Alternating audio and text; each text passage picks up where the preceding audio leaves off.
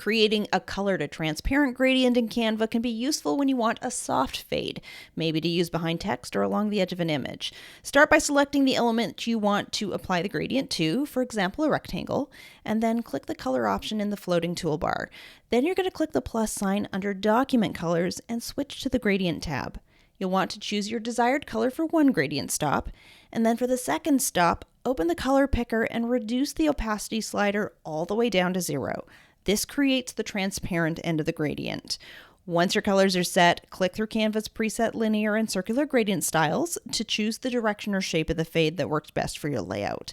The fade effect comes from the combination of color and transparency. You're still choosing from Canva's existing gradient styles, but you're simply adjusting one end to be fully transparent.